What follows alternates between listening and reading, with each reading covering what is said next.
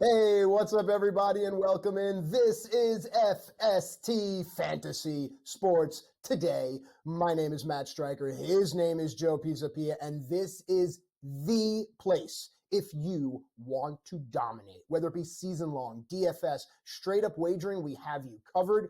Baseball and football here. Joe, as you can tell, I am excited. One reason, more than anything else, is that the weather's starting to turn, and from fantasy baseball, we can still see football, and it just becomes very exciting. We have the NBA playoffs, the NHL playoffs, just a lot going on. Great time to be alive. How are you, bud? It absolutely is. Who wouldn't be fired up with an intro like that? That's right. This is that time of year where we got a lot of discussions about a lot of sports, playoff hockey. I don't think there's anything better than that, and I'm sure the network here, if you've been tuning into the coverage here in Game Live, has been spectacular on that. God bless those Canadians. God bless them all. But also, we've got basketball going on. We've got baseball here. Most of the day, a little bit of football, too. We're going to talk about some of those rookie drafts going on right now in some of your dynasty leagues, the players to look out for, the values that are on the board, and maybe some guys, too, that might have a bigger impact in 2024 than we might realize. But we have to start at the top, and we have to start with the headlines of Major League Baseball. And the big one yesterday was must-see television. Paul Skeens making his Major League debut. It was a good one for Paul Skeens in some respects. Rocky and some others. A great energy in the ballpark. The Pittsburgh Pirate fan base came out to support despite some weather issues there around the stadium. But it just goes to show you, too, when you have energy in the ballpark, good things happen. They come out with a W late in the game here. But you see the stat line for him. 7 strikeouts, 4 innings. Gave up a few earned runs. He struggled at times with the control. The miles per hour was not a struggle. The velocity was not. But sometimes it looked like the miles per hour were kind of getting him a little bit out of whack. You saw him sometimes struggle in the outside corner at times. You saw him struggle with some control. Then there were moments, I want to say like in the third, fourth inning, where you saw him dial back a little bit from the 102 to somewhere around 96, 97, and that was still getting the job done. So this is something where, Paul Skeens is electric. He's an incredible talent. He has got all the right tools and the arm strength to be obviously a very special pitcher in Major League Baseball. But there's the art of pitching. And the art of pitching is something a little bit different. And it's something that takes a little while for a young college pitcher to truly learn at the major league level. Ironically, it was Nico Horner, a bit of a contact guy, who gave him trouble yesterday, right? Hitting that home run. Yeah, it just kind of got over the fence. But I think it's the Stephen Kwans, it's the Nico Horners, it's the guys at the major league level who make good contact, who could give Skeens problems despite his incredible velocity. So it might not be the sluggers at times that really kind of are the end of Paul Skeens' outings, but it might be these contact guys who put the ball in play, put the bat on the ball, which is a lost art form, just like pitching is sometimes in the major leagues. But regardless, it was an electric afternoon. I don't want to put it quite at the same level of what Strasburg did a few years back. That, to me, was one of the most electric debuts I've ever seen. I almost have goosebumps just thinking about it. I remember where I was watching the whole thing going, I can't believe what I'm seeing here. It's unbelievable. There were certainly moments of that for Skeens yesterday, not quite at the same level, but regardless, here we are. Matt, what did you think of Paul Skeens yesterday in his Major League debut in Pittsburgh? Well, great job by you, really encompassing everything. But first few things were, one, it's great for baseball. That's always my first thought. Second, it's great for wagering. First thing I did was look at that K prop and said, what do I think? And went ahead. And then, so it's good for a lot of those kind of things. Now, from the overall, from the heart, so that was with the head, from the heart, this is a big boy. This is a faith-based boy. But to your point, if I'm throwing 106, my changeup hits 98, 97. My changeup is really a fastball, so I can't throw that in the same spots that I would normally throw a changeup. And these type of things, being okay to pitch to contact, like you made a great point about some of these hitters that could give a guy like Skeens problems, but these are hitters that are few and far between, sadly, in this day and age. You and I grew up in a time, we were talking before the show came on the air, that Tony Gwynn, I believe, is the greatest hitter that I ever saw with these blue eyes, and no one can tell me differently. But this generation now doesn't have a lot of Tony Gwynns, so the Luis Arises, Stephen Kwans of the world, as you mentioned, start to stand out. It's going to be fun. I hope he stays up, and I hope he stays healthy. That's a really big thing, because pitching is an art when you can do it right. And that brings us to this next pitcher that I want to talk about, because he is pitching and not throwing. Whereas Skeens is a God-gifted thrower, Shota Imanaga is a pitcher, and it's showing how pitching can still work. Joe? can still dominate with a 1.08 ERA right now. Shoto Imanaga has been unbelievable. He is undefeated. He is leading the league in ERA. He was our favorite going in to this offseason in terms of return on investment pitching. And the key word there, as Matt was saying, is pitching. And if you're looking at the difference between the Paul Skeens of the world and some of these other pitchers that we've seen recently, they're throwing balls through barn doors, right? Shoto Imanaga is mixing it up. Shoto Imanaga is pitching. He knows where the outs are in the lineup. That was another thing, too, watching Skeens work yesterday. Like, you have to know when you get to the 8-9 hitters in the lineup, like, that's where your outs are. You know, you pitch around certain guys. That is the art form of, you know, the greats, the Pedro Martinez's of the world, right? They would know. It's like, I'm not going to let this guy beat me because I know the next guy coming up, I'm going to own that guy. That's the difference. And Imanaga seems to have a sense of that already when you watch him pitch. So, again, Imanaga just been absolutely brilliant so far. Speaking of brilliant, how good has Juan Soto been against the Astros this year? I'll tell you, Matt, he is hitting .536 against the Astros this year with a 1403 OPS. Unbelievable and so important. You know, Matt, we see guys go to big market teams sometimes, you know, especially in this 1 year contract year kind of remaining situations, and they don't all seem to click right away with a fan base, with an organization. Getting off to the start they did in the beginning of the season, we talked about that when you're playing the Astros, a team that has kind of been the daddy of the Yankees for the last, 6-7 years, it sort of set a different tone, I think, for the Yankees this year, especially with the Garrett Cole injury right before the season. I think there was a negative vibe. Juan Soto just kind of brushed that aside. The Astros came back into town, and Juan Soto just kept beating them into oblivion. It's been incredible, the energy level. I guess the big question is, can the Yankees afford not to re-sign Juan Soto this offseason? No, that's the short answer. But here's the thing with what Juan Soto's doing, and I go back to advice that my father gave me. When things start out hot and heavy, I would always comment, there's this girl, and oh my God. When they start out hot and heavy, be careful, because they have no place to go.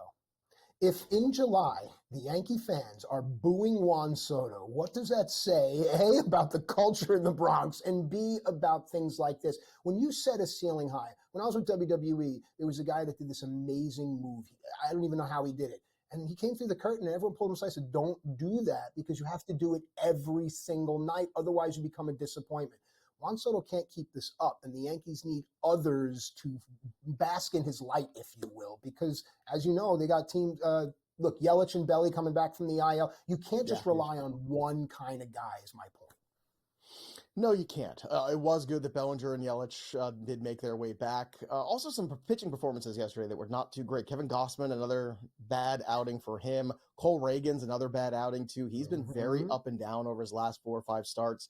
So that's been a little tricky lately. And this was sort of the warning we had to people. It's like Cole Reagan's going where he went in drafts made sense, but to wait and have him be your ace, I think, was a folly because he's still a guy who's learning and figuring it out. As excited as you want to get about him. And it feels like everybody's moved on from Cole Reagan's now and everyone's just into Paul Skeens.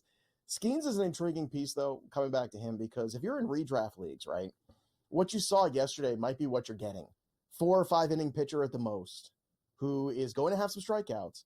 But you got to realize, even if he pitches well, the lack of innings are going to artificially inflate those WHIP and ERA numbers a little bit because he's not going to have enough innings to really push everything down. So if he gives up 3 runs in 5 innings, it's not going to be great. If you're in head-to-head formats, it's going to hurt you at some point, whether it be head-to-head points, whether it be, situations like head-to-head roto categories. In season-long roto, maybe you'll just take all the strikeouts, and that's okay. I understand that. But it's something to understand in those short-term league situations where you're playing week to week against other teams. Skeens might be a really intriguing guy to dangle out there in a trade because we don't know what August and September is going to look like. When you get to your fantasy playoffs, we don't know if the Pirates are going to be relevant. It would be fun. Jones has been brilliant. Skeens and Jones sounds like fun. It might be more fun in the future. Speaking of the future, we come back. There's some guys down the farm that, the future might be now. We'll tell you who right after this.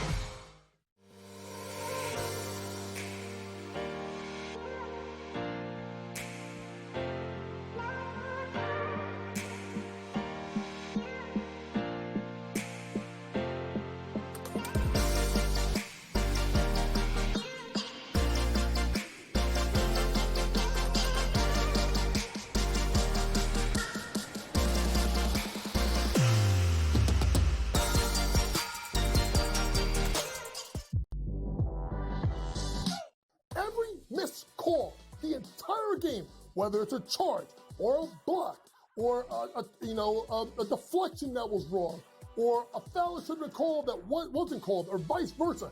Give me a 48-minute report. And people that will understand that there's so many mistakes that the referees make over the course of the game that referees, ready folks, don't decide the outcome. Betting above the rim, only on SportsGrid. It's smarter to be on SportsGrid, your 24/7 sports wagering network. The early line. Magical and historic season in Lincoln, Nebraska continues. He is the best player in the NBA, but also in the biggest moments where the national media is watching. Newswire. Something that we have never seen happen before with one of the iconic coaches in the game. Pharrell, coast to coast. The team covers. It's automatic. It's every time. Not sometimes. It's every time. Game time decisions. Is actually far more dangerous from three on the road this year than at home. This game here tonight, you may want to consider taking as many points as humanly possible. In-game live, prime time. We got not one, but two coaches fired systems in place. Sports Rage This late sort of night. has letdown written all over it. It's going to be hard to match the emotion that they played with the other night. It's smarter to be on SportsGrid. Great.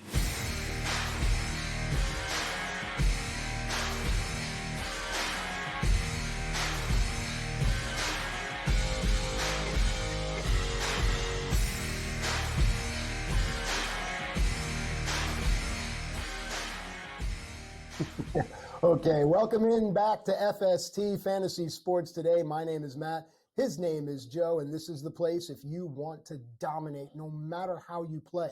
Season-long fantasy, we've got you covered. DFS, yep. Straight up wagering, all that and more. And a quick reminder, at SportsGrid and at SportsGrid TV, those are our social media handles. Make sure you give us a follow because the information we talk about here lives there far longer. It's time now for going down on the farm. And Joe, you know my affinity for the farmers and the truckers of this great world. Without them, we are nothing. But also in baseball, in sports, down on the farm is where we need to go to get our sustenance and what we need. So what do we need and where are we going? We need James Wood to come up for the Washington Nationals. It's time. Eddie Rosario is hitting $167 right now. Nice. Like we've gotten it, and we can't even keep up with James Wood because if you look at the stats of James Wood over the AAA so far this year, it's been stunning. He's giving you power. He's giving you speed. He hit 2 more homers last night. We can't even keep track on the graphics because he just keeps on hitting homers. And I don't know what the Nationals are waiting for right now. Forget the service time issues and all these things. Lane Thomas is working his way back from injury, so he should be back soon. All of a sudden, the Nationals are actually a pretty plucky competitive team. It's the first time they were over 500, I think, since 2021 in July. I think I saw that stat. I mean, that's kind of crazy when you think about it, right? But look at what he's done so far in 2024 in the minor leagues. He has been brilliant. 5 homers, 17 ribbies, 9 steals. Again, that 5 homers, that was 7 homers. I just want to add that to it. 28 runs scored. He's hitting over 340. He has an on-base percentage of 443, something this team could desperately use. The OPS is at 995. There's very little to prove. And it's not to say that you're not going to get these guys like Kyle Manzardo, right? A guy we were talking about a few weeks ago. Comes up, struggles a little bit, has some strikeouts. It's going to happen. Jackson Churio has been struggling. Like the young players are going to happen, but they need to learn at the major league level because at a certain point, you're just spinning your wheels in AAA. James Wood is spinning his wheels. There's no reason not to have him up at this point.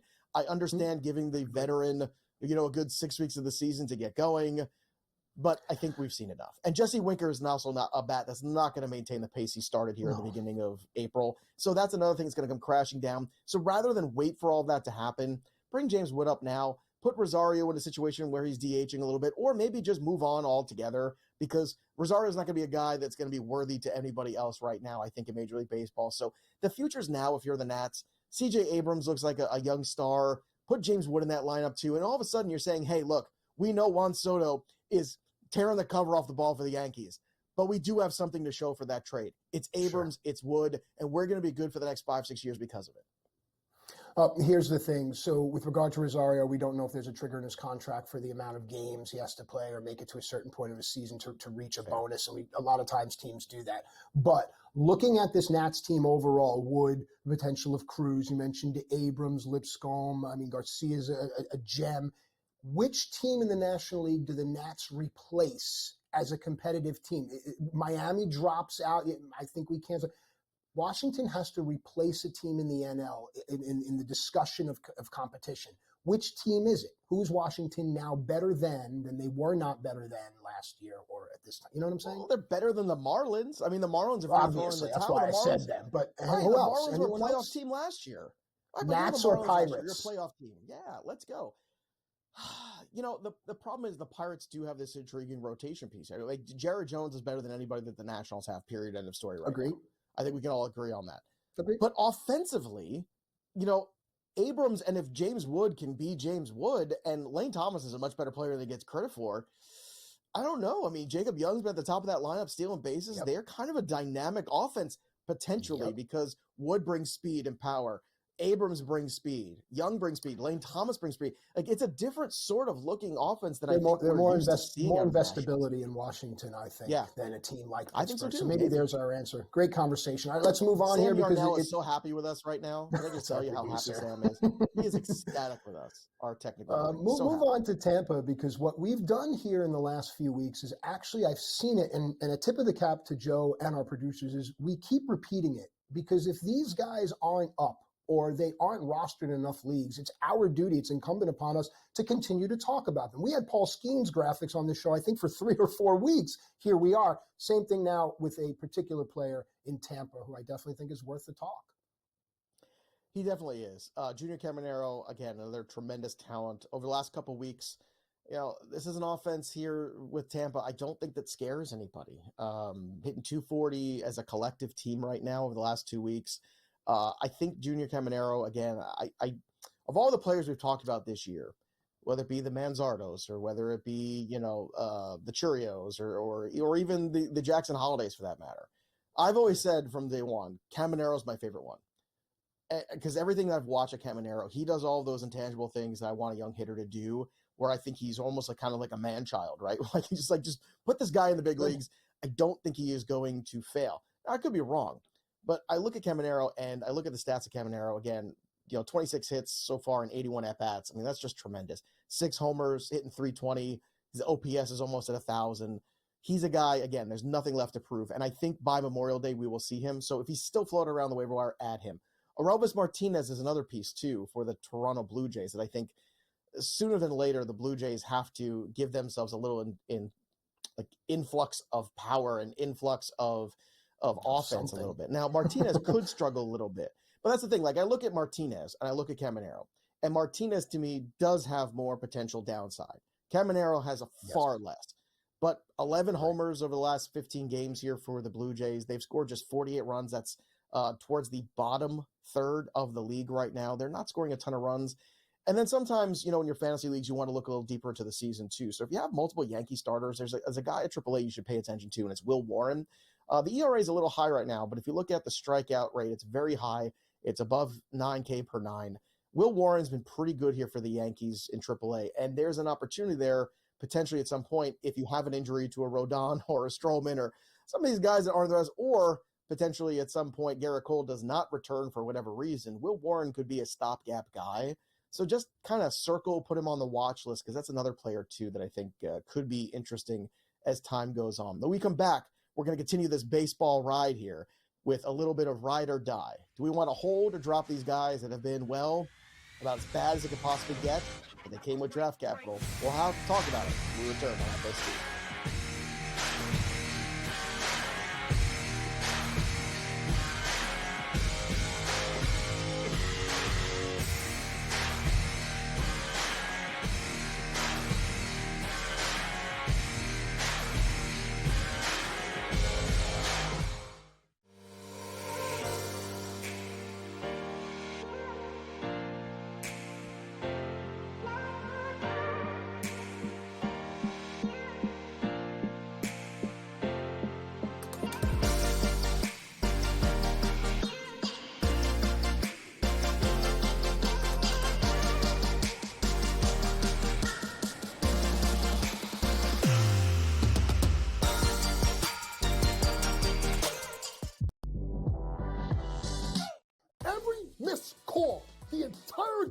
whether it's a charge or a block or a deflection that was wrong or a foul that should have been called that wasn't called or vice versa.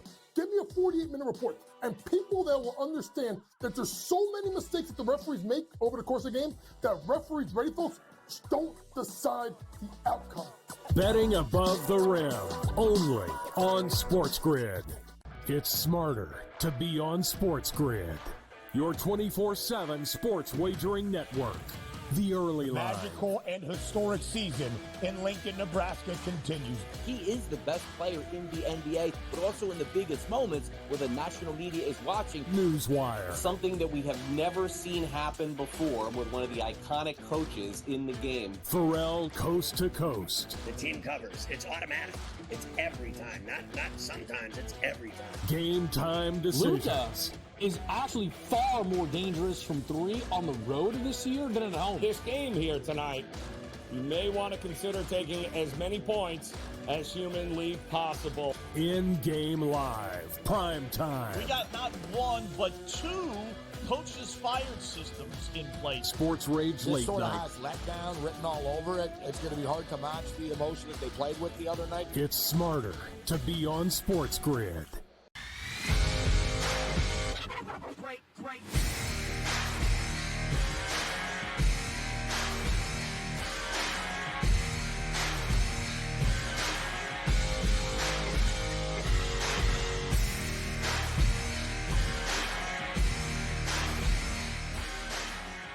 All right, welcome back in FST Fantasy Sports Today. Matt and Joe with you here talking baseball and football. Yes, never too early.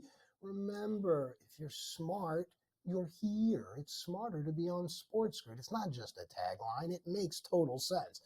Right now, it's time for Hold or Drop, and I do believe it's the first time this season in the fantasy baseball season where we have went down this rabbit hole, and I absolutely love these conversations, and I love that we're doing it so far ahead of Memorial Day. Most people that play fantasy baseball season long will use the flagpoles. They'll use Mother's Day, Memorial Day, Flag Day, graduation, and July 4th. No, but seriously, if you have to break it down for seasons. So let's go Hold or Drop, and let's start in Detroit. Arbor Day. That's Arbor Day, I want to say it's in September. Yeah. It feels like it should be. You and I had a conversation before we came on the air, and we were I was on the fence about this player, and you were actually adamant with your decisions. Let's start there. Hold or Drop Spencer Torkelson in Detroit. Well, look, let me preface this. If you're in a 10-team league, it's okay. You can drop. If you're in a 4-team league, you're in a 4-team. But context matters, right? Like if your replacement value in a 10-team league is very different in a 15-team league. So Torkelson in a 12-team mixed league is where we're really talking about Torkelson here. Correct. Like you could have already dropped Torkelson, it's fine, and moved on from him. But the thing to remember with Torkelson is this: he pretty much did the same thing for the first few weeks of the season last year that he's doing this year. Correct. So just to kind of bring that perspective, I know he has 0 home runs. I understand he's hitting 218. I get it. But if you go back and dial it back to April of 2023, well, he hit 206 in April of 2023. 19 of his 31 homers came after the All-Star break. Okay, that's less than 81 games. So I guess the point I'm making is we're a 24-year-old guy. I don't know if I'm ready to completely just say, yeah, I'm going to drop him to the waiver wire. I think it might be fine to bench him, sure, because he's killing your team. I get that. But if you look at, some guys are very slow starters. I remember Mark Teixeira historically every single year. You could buy him in April because every single year he was terrible in April, and then he was brilliant the rest of the way. Now, I'm not saying he's Mark Teixeira. What I am saying is some guys have a pattern. Julio Rodriguez has a pattern. We've talked about it here on the show too.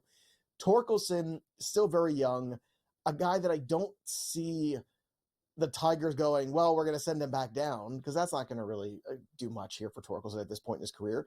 There's no one there to replace him. The Tigers are not a team that is a realistic contender this year. So he's going to work his way through it. So I don't think he's in danger of losing his job. It's not like a Jose Abreu situation, who's an older veteran. Right. He's 24. They have a ton invested in him. The draft capital they used to take him. Maybe they rushed him developmentally a little bit. Maybe he's not going to be the player we thought he could be. But regardless, to drop a guy that we know last year turned things around in big fashion and has a 30 home run ceiling, I don't know if those are the kind of guys we want to drop to the waiver wire. So again, in a 10-team league, I totally get it. You want to drop him for Jurickson Profar because you're getting your butt kicked in the standings? Okay, cool. But like at this point, I think in those 12-team mixers, you're better off holding him, or even more intriguing, take him in a deal, potentially somewhere else, as part of a package. Take this little piece back and see what happens over the next 4 or 5 weeks. Another guy too, Matt, to talk about is Nolan Gorman. Now, this is one of your St. Louis Cardinals. Now, Nolan Gorman, on the other hand, to me, there's guys on this 40-man roster that could take his job.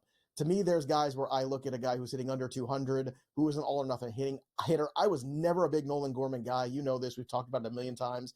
Too much swing and miss for me.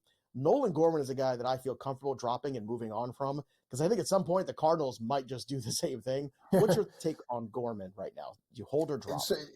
It's a drop for me in the short answer. There's just too many moving pieces there, and St. Louis has just been uncharacteristically bad last season and now this season. So something has to change. So yeah, I can definitely see that drop.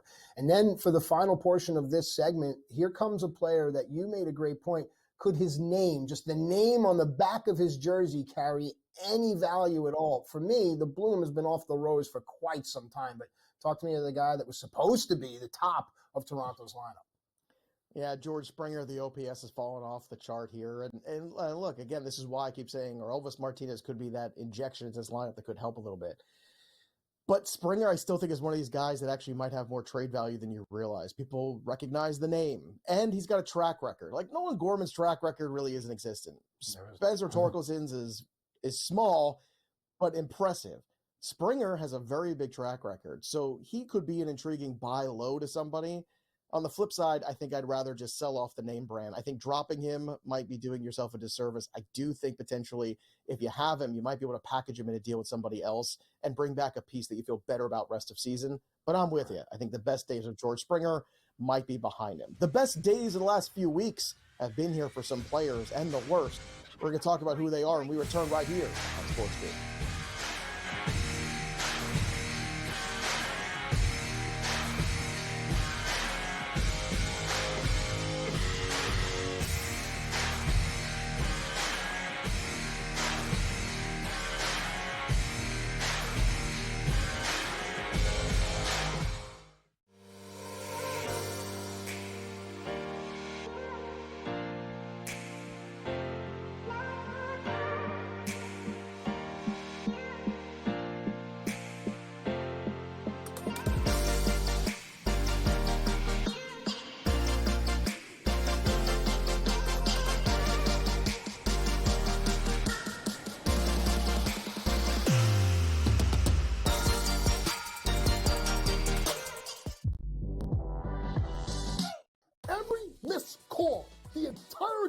Whether it's a charge or a block or a deflection that was wrong or a foul that should have been called that wasn't called or vice versa. Give me a 48-minute report. And people that will understand that there's so many mistakes that the referees make over the course of the game that referees, ready folks, don't decide the outcome. Betting above the rim, only on SportsGrid. It's smarter to be on SportsGrid. Your 24/7 sports wagering network. The early line. Magical and historic season in Lincoln, Nebraska continues. He is the best player in the NBA, but also in the biggest moments where the national media is watching. Newswire. Something that we have never seen happen before with one of the iconic coaches in the game. Pharrell, coast to coast. The team covers. It's automatic.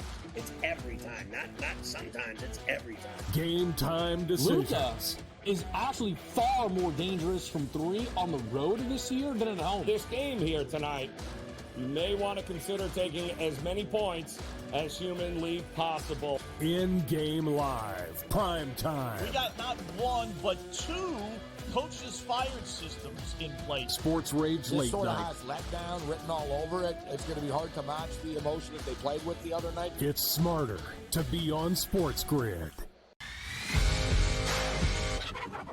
Great.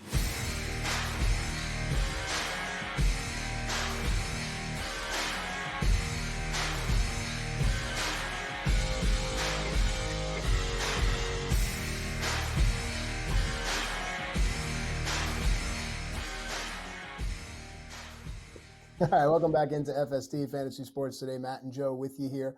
Before we came back in, Joe was asking me a great question. He knows I'm really not a people person. So he said, we really want to manage people. And it's a great conversation to have on the air here because managing people is a skill. Understanding the assets and liabilities of the things you have, in this case, people, make you a better manager. What do we do on this show? We try to understand the assets and the liabilities of people, in this case, players, in this case, of baseball, and we try to manage that. So I think managing is very easy if you, the manager, take a step back and just look at the benefits and deficiencies of everything you have and own and how can I manage it? I have a pair of glasses, but I need to scramble eggs. Well, these glasses do not provide any benefit unless I hold them up to the sun and allow this. You understand what I'm getting to. It's time for 3 up and 3 down here. Let's manage the guys that are doing well and the guys that aren't and see what we can do about it. Long way to get there, Joe. Jeez. It was great. I loved it. It was an unexpected journey. I loved it so much. I also want to just bring up that Matt's favorite kind of managing is fantasy managing because he doesn't have to interact with anybody actually at the end of the day. None of these players at the end of the day have any gripes for him. I don't like the way you're managing me. I can't believe you sat me last week and I went out there and I threw 6 innings of 1-run baseball. None of that happens. Matt can just go, that was a bad decision, and move on to next week. So that's the kind of managing that Matt really enjoys, I think, at the end of the day. With that said, how would Max Kepler receive my managerial style? Max Kepler, I'm a Tom Kelly of the day. Oh, Tom Kelly, New Jersey's own. I miss Tom Kelly. I miss those guys who would smoke cigarettes and throw batting practice at the same time. We need more of that. Can we get that?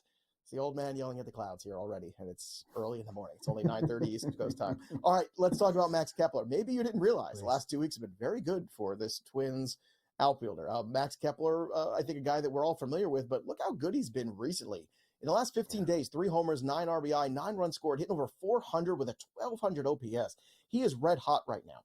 That's something to keep in mind. We always say, what, Matt? Baseball is a game of streaks. And right now, he is on a hot streak. So what does this mean? In your fantasy lineups, you should have him. In shallow leagues, if for some reason he's still on the waiver wire, you should definitely have him rostered.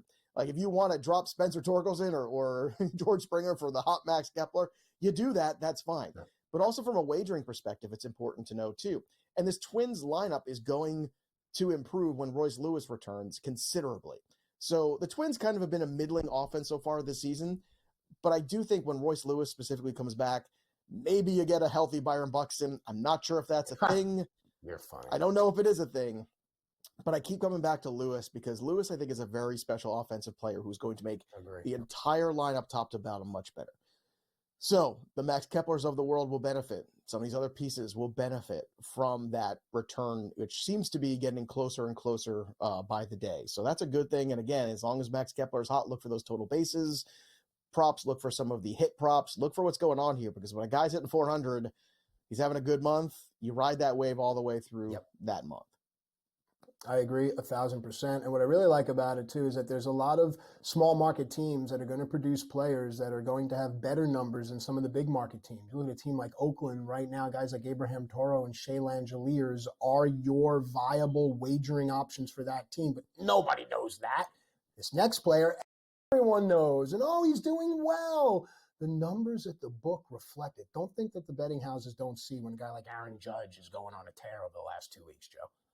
Yes, remember when a couple of weeks ago when everyone's holding their pearls and going, oh my God, Aaron Judge is hitting 207. Oh my God, his OPS is at 750. What's happening to Aaron Judge? It's fine. It's fine. God. Oh my God, what's happening here? 303 so far in the month of May.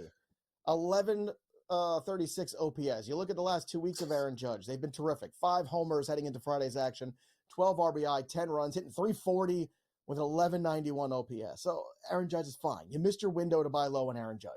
And we have said going into this year that management of that toe injury, that's going to be something, I guess, for the rest of his career, he's going to have to manage the treatment of.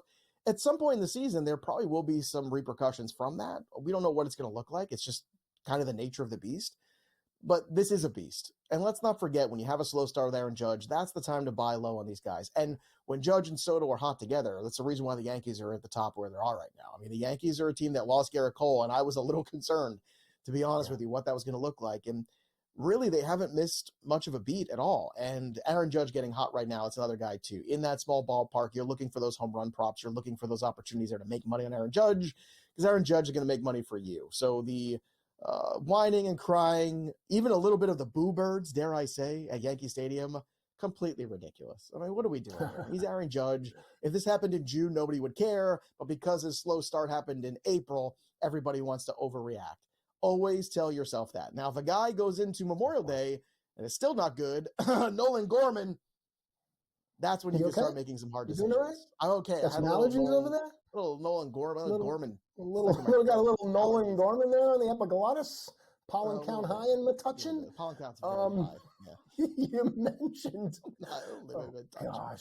you mentioned Garrett Cole, which is a great opportunity to talk about how important starting pitching is. And again, before we came on the air, you and I were talking about how Dylan Cease, now pitching for the Padres, can actually pitch differently. He can actually pitch to contact now. But even though the 25-5 strikeout to walk ratio wouldn't indicate it, he can pitch differently now. And it probably makes a guy like Dylan Cease even more dangerous, in addition to the K props. Joe?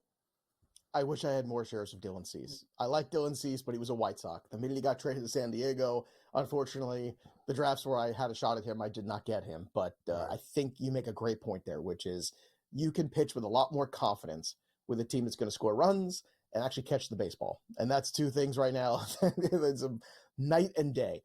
Look at the last few weeks for Dylan Cease. 19 innings over his last 3 games. He's 2-1 over that span. 25-5 strikeout to walk ratio. 5-1. I mean, he doesn't get much better than that. A 2.7 ERA, a whip under 1. Dylan Cease has been absolutely fantastic. And it's why I always said that, if this pitching can just get right, Musgrove went on the IL, Yu Darvish just came off the IL. If the pitching can just be more consistent, including Michael King, there's a script you can write where the Padres are a real pain in the rear end for the rest of the National League down the stretch of the season, because that pitching is really good. It's not quite as good as, say, the Seattle Mariners, who are getting Bryce Miller, just got Brian Wu back. Had Brian Wu and then lost him, but yeah. Well, yeah, I mean, yeah, it's kind of it's like the back and forth of the situation. Mm-hmm. Like if you could just, Logan Gilbert had been brilliant. He had that one hiccup start, but still he's been so good. The Padres pitching is really good. It makes you wonder, again, if they can get the right offense, if they can get hot at the right time and healthy at the right time, what they could be. Now, unfortunately, things have not gone well for certain guys. Ian Happ has been one of them. If you look at the last 15 days, it's a 2-week span he would like to forget. No homers, no RBI going into Friday's action here. 2 runs scored, hitting 200 with a 521 OPS. Ugh, not good. Also not good. Another big star, Paul Goldschmidt. Last 2 weeks, no homers, 2 RBI. This offense is struggling. We talked about Gorman. Nolan Arenado's been mid. A 186 batting average over this span, a 504 OPS. I'm going to ask you this question because Goldschmidt, again, has a lot of tread on the tires, been around for a long time. Are you worried this is the beginning of decline, or is this the absolute buy low window with Paul Goldschmidt, Matt? Both are correct. I'm not worried it's the start of the decline. It is. I saw it last season, and it's a buy low, sure. And I'm a Cardinal fan, but I'm also reasonable. Both of those questions are yes, absolutely. What else we got? What else we got? Reed Detmers. So this is another guy, too. I know we had some expectations, potentially. A lot of people in the fantasy baseball community said, Reed Detmers, good strikeout rate. Well, things have not gone well for Reed Detmers. Last 3 games, 15 innings, 0-3. He's still got 21 strikeouts. So the strikeouts have still been there. That's the lone bright spot for him. But when you're talking about an ERA over 10 and a whip over 1.7, there's no more bright spots. It's just darkness. It's the darkness that is the Angels. And it's not going to get better, and Trout's going to be out for a long time. So I'm sorry if you listened to me last year, Angels, and you traded Shohei Ohtani when I told you to. This all could have been avoided, but we can't go back in time. We can only go forward. And when we go forward, we're going to look to more guys potentially to buy low in Major League Baseball in your fantasy team. We're going to tell you those names. Maybe it's a Paul Goldschmidt. Maybe it's somebody else. Could be another first baseman on a team that struggled offensively. We'll tell you who we return right here.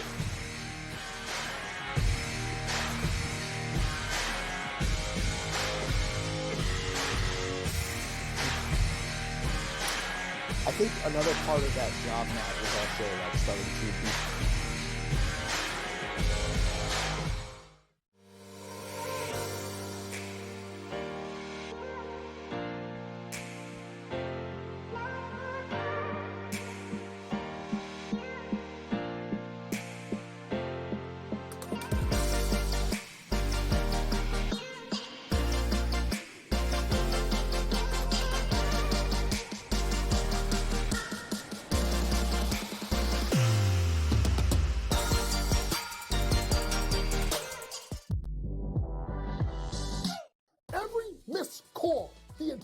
game, whether it's a charge or a block or a deflection that was wrong or a foul that should have been called that wasn't called or vice versa.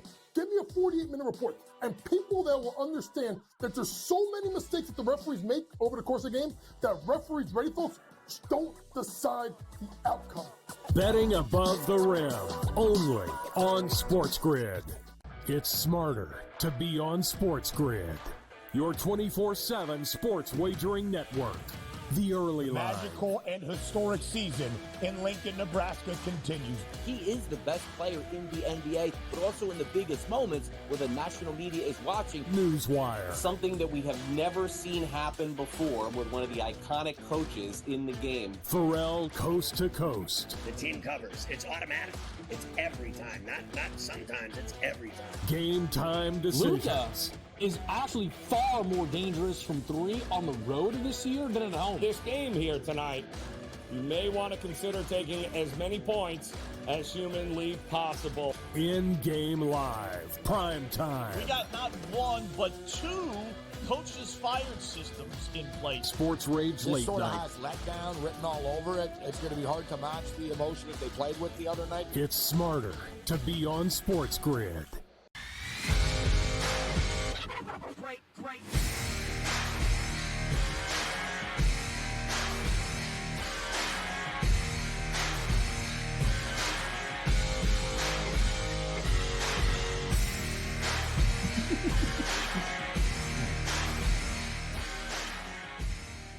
All right, welcome back into FST Fantasy Sports Today, where they shout hot mics in our ear all the time. But you know something? I Hot love mics, get your hot mics because here. Hot mics. The hot mic allows you, the viewer, and the listener to really understand the people on this show, working on the show, on this network, are people just like you and I, because we love sports. We're talking sports all the time. We're having a good time with it. And we're all kind of in good moods because most of us, knock wood, do pretty well in our season long, our DFS, and our straight up wagering. I'm noticing a lot of the new younger people around SportsGrid really have a pep in their step. And I'm hearing that a lot of people are crushing it on the baseball slates. And a lot of people are really excited for what that's going to mean for them coming for fantasy football. So we're here for you. It's time now for buy low candidates. And Joe, you put this together. It's brilliant because this first player, I've tried 4 times in the last 2 weeks to acquire this player in a myriad of deals. All of the managers have said no, but it doesn't mean I'm going to stop trying. It's going to be tough. You're still going to have to pay a good fee, but the price for Matt Olson continues to drop. He is one of the most traded guys right now, if you look at the statistics across different fantasy leagues, which is a great thing you can see in things like Fantasy Pros, right? So Matt Olson, you see the numbers there. They haven't been good. Let's be honest. 34 games, hitting 200, 3 homers. Do we really think that Matt Olson is not going to get red hot at some point? Let me just, this kind of goes back to the Aaron Judge situation that we just talked about in the previous segment. Last year, just so I can remind everybody out there, Matt Olson hit 54 home runs and drove in 139 runs. He had a 604 OPS. He led the league in home runs, RBI, and slugging. And now this is why, to Matt's point, it's going to be harder to pry him away from a smart manager in your league. But try hard, pay the price, because even if you have to pay possibly slightly over or take some players right now that are playing well above your expectations of them, that you're so proud of yourself. Look how smart I am. I drafted this guy, and look how good he's been. He's been so much better than I could have possibly fathomed. There's a downside coming at some point. There's an upside coming to Matt Olson. It's around the corner. And to be frank, too, when you listen, to what's been going on right now in Atlanta and some of the, the offensive questions have been going on, the last couple of weeks have not been great for the Atlanta Braves in terms of offense. In fact, they have the least amount of runs scored over the last 15 days of any team in Major League Baseball, just 37. Do we really think that's not going to change at some point? Do we really think that we're not going to get Ozzie Albies and Ronald Acuna and Matt Olson, all these incredible hitters hot? Of course we are. It's going to be an incredible summer eventually. So if you can get Matt Olson now, buy and try your best to get everyone you possibly can out there in a deal that's reasonable. Don't lowball for Matt Olson, because to Matt's point, that's not going to get the job done. Put together a really good package for this player, and you might have a guy who's got 40 home runs left in that tank. I like the advice at the end there. Don't lowball. If you're going to come in with a deal that's fair for everyone. Me, Matt. But even sometimes to a point where you are doing yourself just a slight disservice because it endears you to your trading partner, but you also know you're going to get that on the back end. I agree with you 100%. All right, let's head out now to St. Louis. Now, this is an interesting conversation because if you're looking for strictly just outfield help, I think there's other ways to go, but a lot of times people draft independent of position, throw someone down in a utility spot. Lars Newar, your thoughts?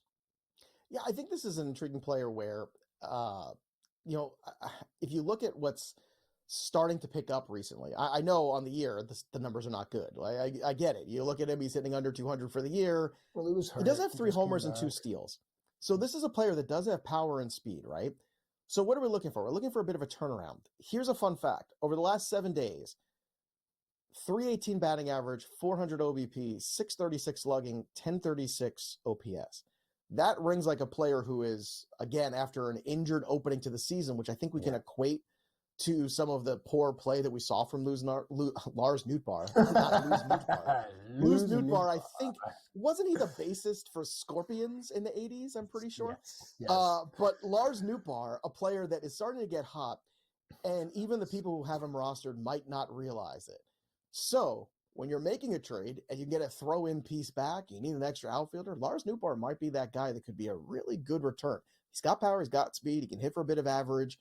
I do think he's going to continue to play in this Cardinals lineup every day, and I think Newar is a player where there's more upside to come, and you can justify the slow start based on he didn't have that normal entry into the season because of the injury. So now you're getting a guy who's finally, I think, getting ramped up again. And if the last week is any indication, things are going in the right direction. And eventually this Cardinals offense will be better because, frankly, it can't get worse. So we have a team of statisticians that work behind the scenes, and I'm going to ask one of them, please. Matthias Jabs is the name of the guitar player, the lead guitar player for the Scorpions, I believe, and I just need to know if that is correct since Joe has now brought that into my mind. So while we talk about this next relief pitcher, go ahead and verify if Matthias Jabs. Hey, I got the A. I'm correct. Oh my God, 8th grade Matthew is so pleased. When I said the bass player, I know, right. But then it just made me think of the lead guitar player. All right, moving on. How what? What are you gonna say? Josh Hader. Speaking of pitching differently, we were talking about it with Dylan Cease. Josh Hader's been pitching differently. Now, to me, I don't think the capital you spent on Josh Hader is going to make it very hard to do anything, but it's going to come back around. So if you're out there looking at the Jason Foleys and the Yanier Canoes, I would not sell off on Hader just yet. But Joe, your thoughts here? No, I'm buying Josh Hader everywhere right now. Right? The peripheral stats look terrible, right? 5.63 ERA, a 1.38 whip. Here's the only thing I care about when it comes to Hader. 25 strikeouts, 7 walks in 16 innings. That strikeout rate is still the same. That's the guy that I want. And when you're a relief pitcher and you have some bad outings, what happens? What happens is things all of a sudden get really inflated because you're only pitching 1 inning at a time. Let's take a look over the last 14 days of Josh Hader instead. Over his last 6 games, a 1.23 ERA, 7 innings, 11 strikeouts, 3 walks. The guy's been absolutely dominant. This is your window to buy Josh Hader based off of what looks terrible right now. But by the time we get to the end of this month, that's going to come down a full run, probably that ERA. Again, when you're terrible for a short period of time as a reliever, things get really inflated. I don't worry about Josh Hader at all. And Alex Bregman, his teammate, is another player, too, that I would throw into this mix that he got dropped to 6 in the order. This is a guy's going to hit 20-plus home runs. I'm not worried about Alex Bregman. I can't believe I'm a defender of Alex Bregman because I always thought he was overrated, but now it's gotten to a point where, come on, he's a better player than this. The Astros will pick it up, too, eventually. Buy on these offenses like the Braves, like the Astros, that you know the players are there. We come back, not everybody's a buy. Some people are a sell, and we'll tell you who in return right here on FST.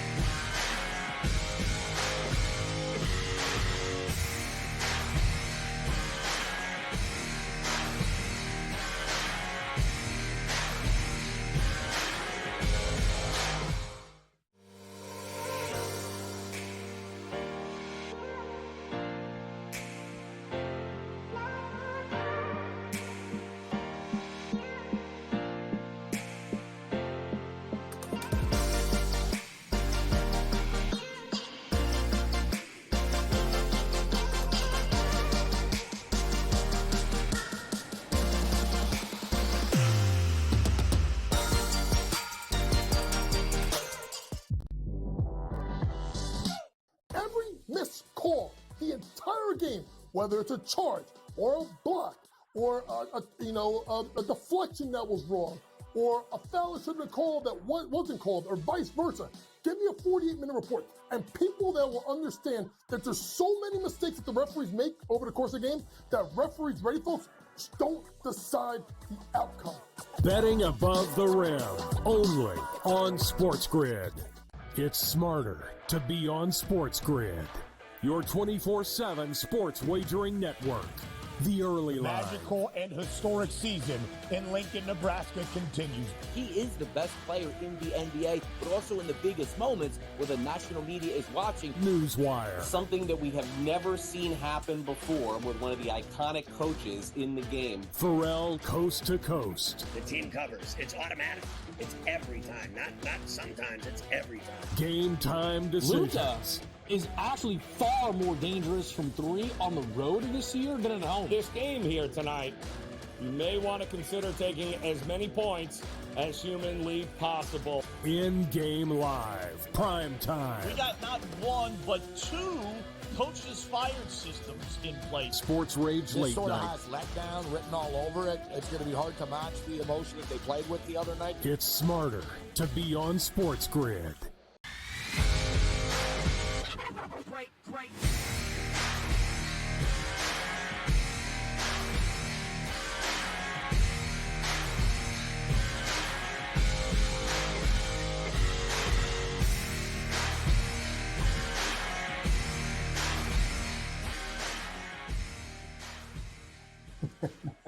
All right, welcome back into FST Fantasy Sports today, where our producer gently whispers in my ear, those mics are warm. No, my friend, these mics are hot. It is time now to sell high. We did the buy low, so here's the obvious.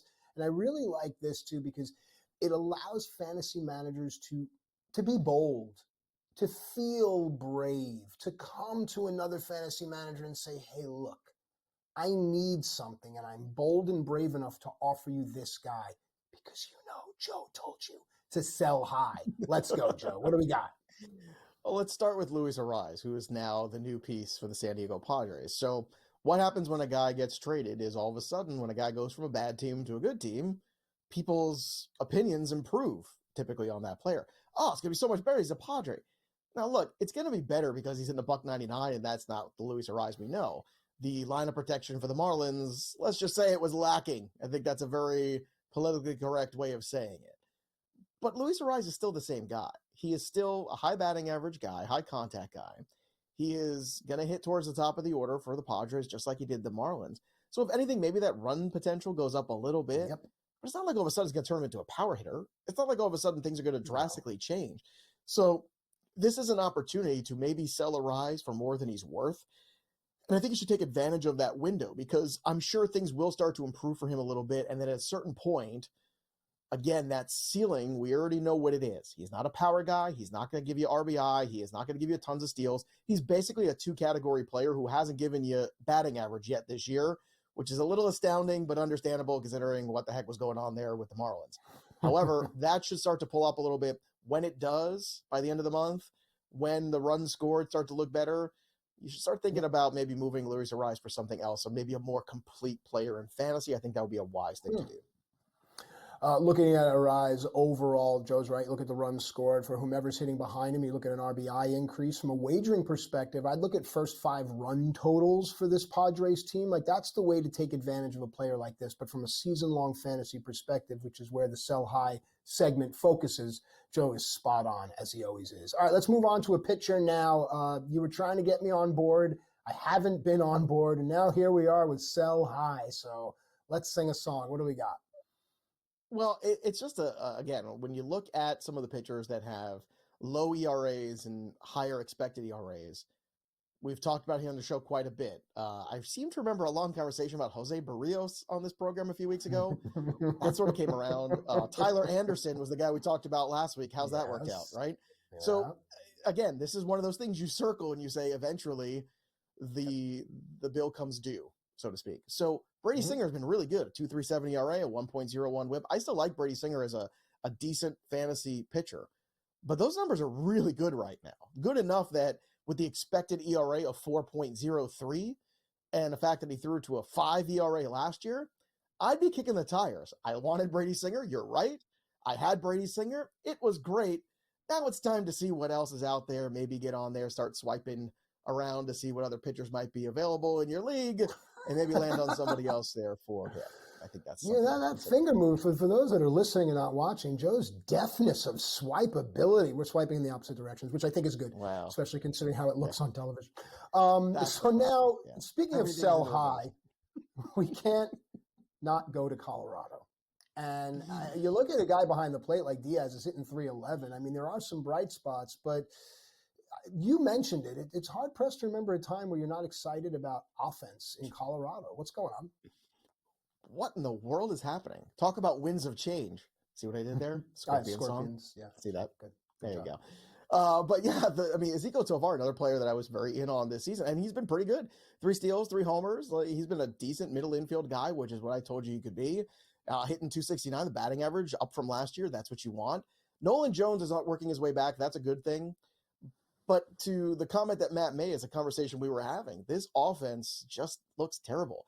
There's a lot of strikeouts. People aren't getting on base. Now, maybe Nolan Jones comes back healthy, and maybe, you get some other guys start to get hot in this lineup, but it's really lacking. And that's my only concern for Tovar is over time, does the lack of protection in this lineup, the lack of support in this lineup eventually take its toll on him too? And I think that's a real possibility. So again, it's something to think about right now when you're evaluating the assets on your team. Again, we're looking close to Memorial Day. We start to evaluate things. Brady Singer's ERA has been really good. Is it going to be that good all year? Probably not. You got the best out of certain guys. Maybe it's time to flip them for pieces that are underperforming, like the Lars Newars of the world. So we come back for hour 2. We're going to continue to rock you like a hurricane, baby. That's right. More fantasy sports today right here on SportsGrid. We'll be right back after this.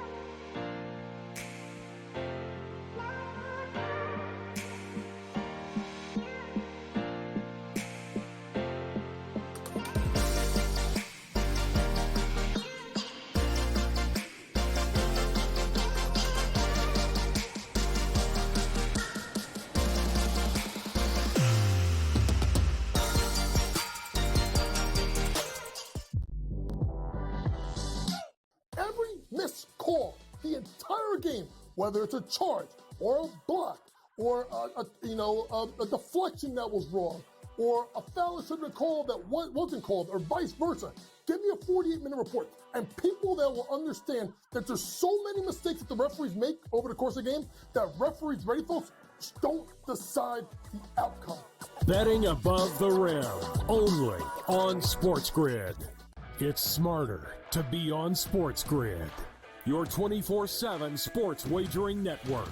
The early line. Magical and historic season in Lincoln, Nebraska continues. He is the best player in the NBA, but also in the biggest moments where the national media is watching. Newswire. Something that we have never seen happen before with one of the iconic coaches in the game. Pharrell coast to coast. The team covers. It's automatic.